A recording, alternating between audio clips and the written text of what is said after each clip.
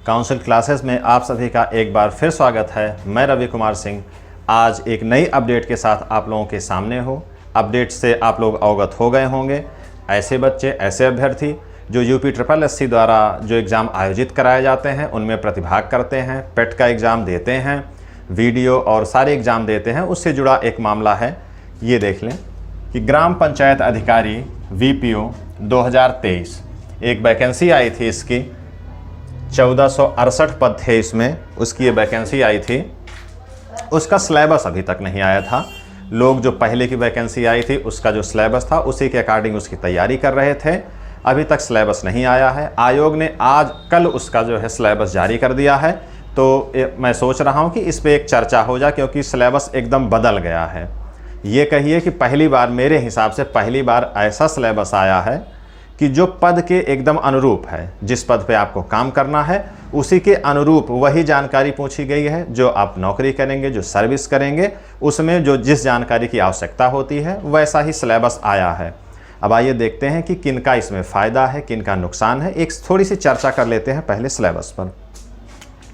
देखते हैं यहाँ पर कि जो सिलेबस आया है वो 100 अंकों का है। 100 अंक होंगे और प्रश्नों की संख्या भी 100 होगी। ठीक है। पोस्ट आप लोग जान रहे हैं, विज्ञापन से आप भली भांति परिचित है। केवल सिलेबस की आवश्यकता थी। तो सिलेबस जो है ये है। अंकों का जो डिवीज़न हुआ है उसको देख लेते हैं कि पंचायती राज व्यवस्था की, जो पंचायती की व्यवस्था है उसका इतिहास, उसके संवैधानिक उपबंध, उनके बारे में 10 प्रश्न होंगे, 10 अंकों का होगा।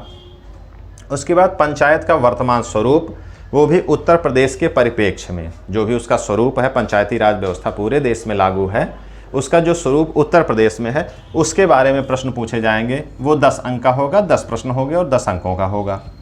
पंचायतों का वित्तीय स्रोत, पंचायतों के वित्तीय स्रोत क्या हैं उनके बारे में भी 10 प्रश्न का है, 10 अंक होंगे। पंचायती राज व्यवस्था को सशक्त करने के उपाय, पंचायती राज व्यवस्था को सशक्त कैसे किया जाए उन पे भी प्रश्न पूछे जाएंगे। उनकी संख्या होगी 5 अंक के होंगे, 5 प्रश्न होंगे। और पंचायत अधिकारियों की अपने सर्विस में, उस ग्राम पंचायत में या पंचायती राज व्यवस्था में क्या भूमिका है उसके बारे में भी पूछा जाएगा। उसका होगा 10 अंक उसके होंगे, 10 प्रश्न होंगे और 10 अंक उससे आएंगे। उसके बाद कंप्यूटर से 15 अंक होंगे, 15 प्रश्न होंगे और 15 अंकों का कंप्यूटर होगा। कंप्यूटर में जिसमें होगा कंप्यूटर के बारे में जानकारी क्या है और उससे जुड़े नवाचार क्या हैं, और उसको करंट से जोड़ करके, करंट अफेयर से जुड़ा हुआ मामला कि जिसमें इस समय क्या नया चल रहा है कंप्यूटर में, उससे जुड़े प्रश्न होंगे। उनकी संख्या होगी 15 और 15 अंकों का ये होगा। उसके बाद UP स्पेशल से, उत्तर प्रदेश विशेष से 20 प्रश्न होंगे। 20 प्रश्न ये होंगे और 20 अंकों का होगा ये। उत्तर प्रदेश विशेष में उत्तर प्रदेश से जुड़ी हुई बोली, भाषा, कल्चर, जो भी सारी चीज़ें हैं वो होंगे।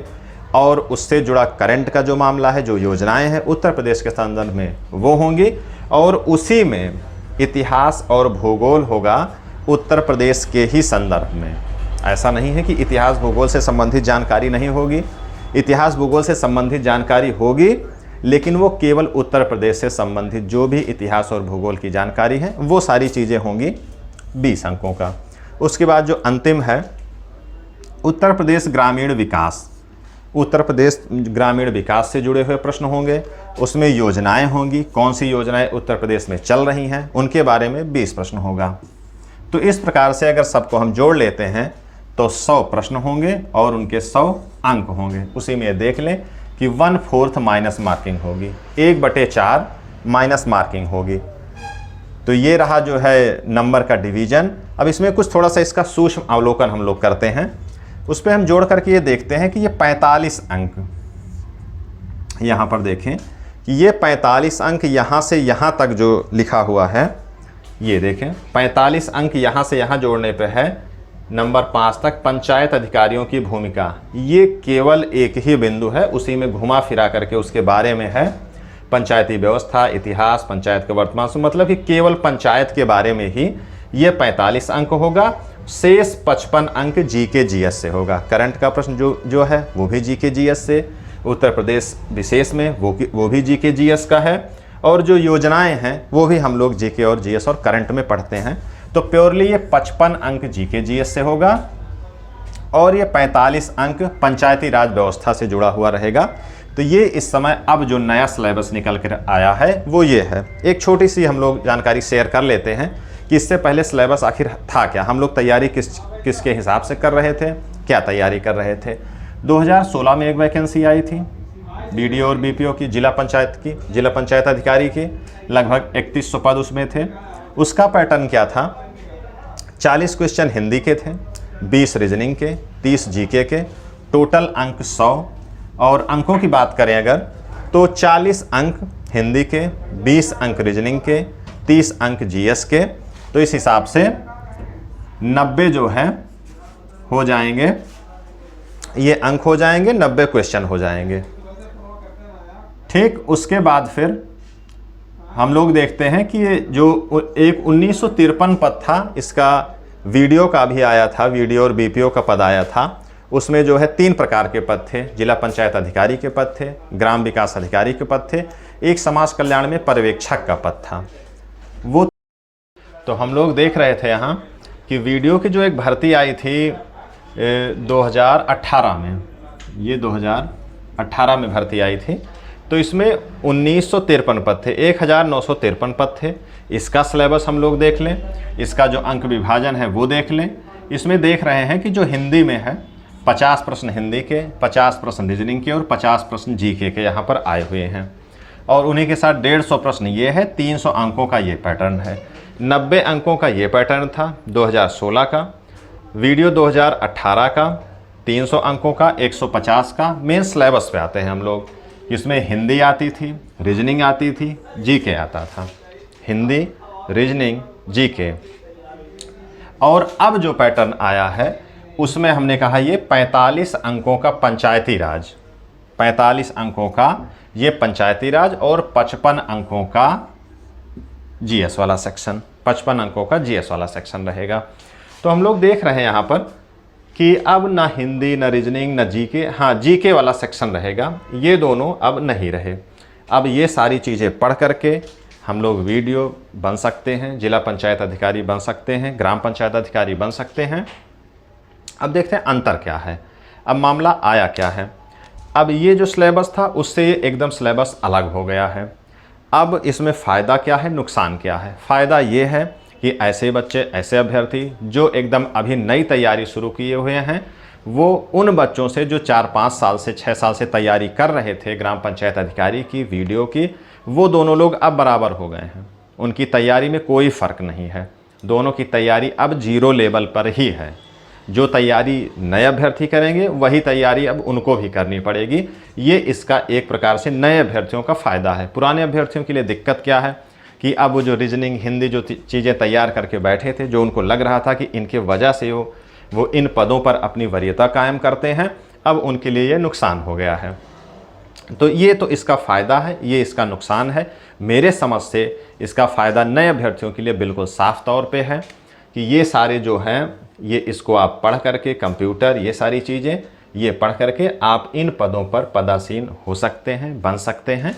अब जो है इसमें आगे एक बात हम लोग देख लेते हैं। बात क्या है, मामला ये है कि मेरे हिसाब से जो सबसे पहली बार हमने देखा है शायद किसी भी आयोग में या किसी प्रकार के एग्ज़ाम में, पद के हिसाब से जो सिलेबस है वो पहली बार इसने दिया है। UPSSC ने पहली बार पद में जो ज़रूरत होती है, पद की जो अर्हता है, सर्विस में जिस चीज़ की आवश्यकता होती है, पद के अनुरूप जो सिलेबस होता है, वो ये पहली बार है।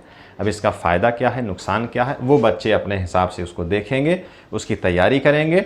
मेरे हिसाब से आप इस जो सिलेबस आ गया है उसकी तैयारी अब बिना कुछ सोचे समझे, ना कुछ सोच करके, ना कुछ सोचिए, ना कुछ, अब सीधे अब एकदम जुट जाइए, डट जाइए।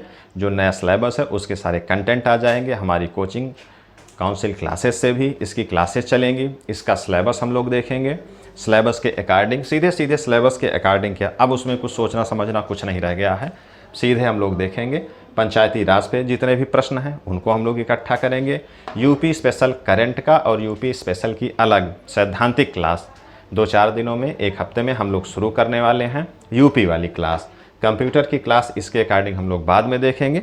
तो ये इस तरीके का पैटर्न है, ये यही व्यवस्था है। पुराने वाले सिलेबस से, पुराने वाले पैटर्न से एकदम अलग हो गया है। ये नया पैटर्न आ गया है, इसके हिसाब से अब आप लोग तैयारी करिए। इसमें यही देख लीजिए 100 अंकों का पेपर है, 100 प्रश्न रहेंगे, 100 अंक होंगे। ये 3 मुश्किल से एक टॉपिक ये 45 अंक का, और ये कंप्यूटर का, यूपी स्पेशल और योजनाएं, ये सब मिला जुला करके 2-3 टॉपिक ही आपको अब पढ़ने हैं। तो मेरे समझ से कि ये अब नए अभ्यर्थियों के लिए एकदम बढ़िया तैयारी का समय आ गया है। इसको हम लोग करते हैं इस प्रकार से। अब मेरी क्लास अब इस संदर्भ में ख़त्म होती है। जो जीएस की क्लास है, जो करंट की क्लास है, वो हम लोगों की क्लास कंटिन्यू चलती रहेगी। ठीक है, धन्यवाद। फिर मिलते हैं अगले वीडियो में। आप इस वीडियो को देखें, इसका मूल्यांकन करें। ये तो सिलेबस का है, इसका मूल्यांकन करें, सब्सक्राइब करें हमारे चैनल को, और अगर आपको ठीक लगता है तो इसको शेयर भी करें। ठीक है, धन्यवाद। बहुत बहुत शुभकामनाएं। धन्यवाद।